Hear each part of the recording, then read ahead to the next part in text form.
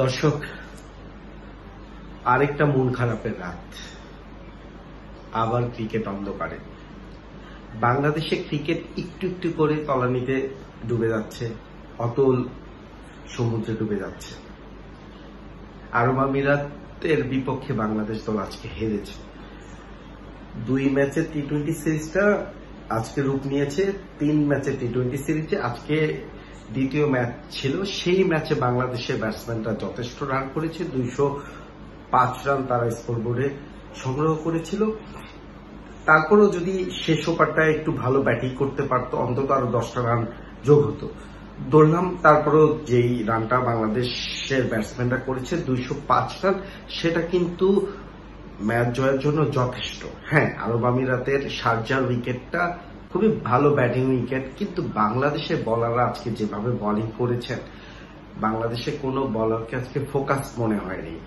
একটা মানে থাকে না যে একটা টিম গেম বা ওকে আসলে জাস্ট মনে হয় না যে একটা দলের হয়ে খেলতে, একটা পুরো কমপ্লিট একটা দলগত যে ব্যাপার থাকে সেই ব্যাপারটা আজকে অনুপস্থিত দেখেছি আমি। আমার কাছে মনে হয়েছে আজকে স্পেশালি যদি বলি, বলাররা এবং ফিল্ডাররা ফোকাস ছিলেন না। তাহিদ হৃদয় গুরুত্বপূর্ণ সময় একটা ক্যাচ ফেলেছেন, শুরুতে ওই ক্যাচটা যদি তাহিদ ধরতে পারতেন, আমি শিওর যে ম্যাচটা এত দূর পর্যন্ত আসতো না। ওয়াসিম যেভাবে ব্যাটিংটা করেছেন অবিশ্বাস্য, প্রায় 195 স্ট্রাইক রেটে তিনি ব্যাটিং করেছেন। সেঞ্চুরিটা তিনি পাননি, এটা দুর্ভাগ্য। তারপরও ওনাকে আউট করার পর বেশ কিছু সুযোগ পেয়েছিল বাংলাদেশ দল ম্যাচে ফেরার, এবং শেষ ওভারের আগ পর্যন্ত কিন্তু ম্যাচে বাংলাদেশ ছিল।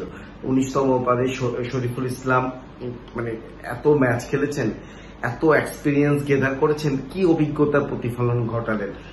তারপরও তিনি শেষ বলটায় এসে একটা সিঙ্গেলের জায়গায় তিনি অতিরিক্ত 4টি রান দিয়ে দিলেন। এই 4টি রানও যদি স্কোরবোর্ডে থাকতো, শেষ ওভারে কিন্তু মানে আরেকটু চাপে পড়ে যেত আসলে আরব আমিরাত। কিন্তু সেই ফিল্ডিং বলেন, কমন সেন্স বলেন, মাইন্ড গেম বলেন, ম্যাচ অ্যাওয়ারনেস বলেন, কোনো কিছুই আসলে বাংলাদেশের ক্রিকেটার মধ্যে দেখা যায়নি। সো দর্শকদের জন্য আসলে মন খারাপ হয়। এই যে মধ্যরাত প্রায় 1টা বাজে, দর্শকরা, আমরা যারা সংবাদকর্মী আছে, আমাদের কাজটাই এটা, আমাদেরকে রাত জাগতে হবে, খেলা কাভার করতে হবে। কিন্তু যারা দর্শক, যারা ক্রিকেটটাকে ভালোবাসেন, তারা দিনের পর দিন, ম্যাচের পর ম্যাচ এভাবে রাত জাগেন, ক্রিকেটারদের ভালো ফলাফলের প্রত্যাশায় টিভি সেটের সামনে বসে থাকেন। কিন্তু তাদেরকে কি উপহার দিচ্ছে ক্রিকেটাররা? একরাশ হতাশা ছাড়া কি? এর মধ্যে যারা মাঠে ছিলেন আরব আমিরাত দর্শকরা, তাদের বেশিরভাগই কিন্তু শ্রমিক শ্রেণীর। হ্যাঁ, এবং তারা তাদের কাজ, দিনের কাজ বাদ দিয়ে, হ্যাঁ রাতে খেলা হয়েছে, তারা অনেকে অনেক কষ্ট করে পয়সা রোজগার করে, সেই পয়সা দিয়ে তারা টিকিট কিনে খেলার মাঠে গেছেন শুধুমাত্র বাংলাদেশ দলকে সাপোর্ট দিতে। কিন্তু সেই নিবেদন কি ক্রিকেটাররা দেখাতে পারেন? একেবারেই পারেন না। দিনের পর দিন, ম্যাচের পর পর এই ঘটনাই ঘটে যাচ্ছে। ওই যেটা বললাম যে নিবেদনের প্রচন্ড রকম ঘাটতি বাংলাদেশের ক্রিকেটারদের মধ্যে। নিবেদনের মানে ন্যূনতম নিবেদন নেই বললেই আমি বিশ্বাস করি। এটা একটা মোটা দাগে বলে ফেলছি, কিন্তু এটা আমার দৃঢ় বিশ্বাস। কারণ নিবেদন যদি থাকতো, তাহলে ম্যাচের পর ম্যাচ, দিনের পর দিন এভাবে আসলে পারফরমেন্স হয় না। ভীষণ রকম হতাশা রকম। র্যাঙ্কিং এর পিছিয়ে থাকা একটি দল 205 রানের লক্ষ্যটাকে টপকে ফেলবে এবং রেকর্ড গড়বে। মানে এর আগে 100, আমি যদি ভুল না করি, সম্ভবত 178 রানের লক্ষ্য তারা করে জিতেছিল আরব আমিরাত, তাও কুয়েতের এগেনস্টে।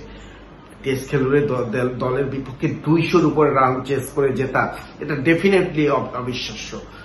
সো মানে আমি এখনো আসলে বিশ্বাস করতে পারছি না যে বাংলাদেশ ম্যাচটা হেরে গেছে আরব আমিরাতের কাছে। সেটা আমার কাছে এক কথা অবিশ্বাস্য মনে হচ্ছে। এরপর তো এর পাশাপাশি তখন আছে মোমেন্ট টাইমটা দেখেন আপনি, প্রতিটা বাংলাদেশ সেকেন্ড ইনিংসের প্রতিটা মুহূর্তে আপনার হার্ট অ্যাটাক করার মুহূর্ত তৈরি হয়েছিল, এই কি হচ্ছে না হচ্ছে। এবং বাংলাদেশ যদি ম্যাচটা জিততো তাহলে কিন্তু এক ধরনের পেরেশান দিয়ে যেটা আগে, যেটাকে আমরা যদি বলি যে পেরেশানি, যে মানে প্রত্যেকটা বলে প্রত্যেকটা ওভারে এই ধরনের একটা ক্লাইম্যাক্স সিচুয়েশন তৈরি করা। অথচ এই ম্যাচটা সহজেই জেতা উচিত ছিল। নাহিদ রানারে আমার একটু সংশয় ছিল, নাহিদ রানা টেস্টে তিনি ভালো করছিলেন, তাকে টেস্ট থেকে ওয়ানডে ডেবিউ করানো হলো, এখন আবার টি-20। আমার মনে হয় এই ফরম্যাটটা একটু ডিফারেন্ট বল গেম। এই ফরম্যাটটা তাকে আরো একটু পরে চেষ্টা করা যেত, বাট টিম ম্যানেজমেন্ট কি ভেবেছে আমি জানি না। আমার আজকে তার বোলিংটা আসলে মানে পারফেক্টলি মনে হয় নাই। উনি একেবারে ফোকাস ছিলেন না নাহিদ রানা। যদি বলি যে বলারদের মধ্যে রিশাদ হোসেন কিছুটা চেষ্টা করেছেন, তাকে ফোকাস মনে হয়েছে। এর বাইরে শরীফুল ইসলাম বলেন, তানজিদ হাসান সাকিব তো খুবই মানে বিক্ষিপ্ত ছিলেন, মানে কি করতে চাচ্ছেন, কি করবেন, কোনো কিছুই তিনি আসলে বুঝতে পারছিলেন না। আমার মনে হচ্ছিল সবকিছু মিলে আসলে ভীষণ রকমের হতাশাজনক পারফরমেন্স। আরেকটি ম্যাচ আগামী 21 তারিখে, আশা তো করবো যে এই ম্যাচটা অন্তত জিতে সিরিজটা যাতে নিয়ে আসতে পারে। এমনিতেই আরব আমিরাত পয়েন্ট টেবিলের নিচের সারির দল। বাংলাদেশ যে ম্যাচটা হেরে গেল, এই ম্যাচ এর পর আসলে র্যাঙ্কিং এ কিছুটা হলেও প্রভাব পড়বে।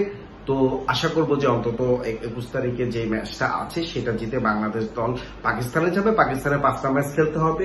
আরব আমিরাত এগেইনস্টে এরকম পারফরমেন্সের পর আসলে পাকিস্তানের বিপক্ষে 5 ম্যাচের সিরিজটা কতটা চ্যালেঞ্জ নিতে হবে সেটা আসলে বলাই যাচ্ছে।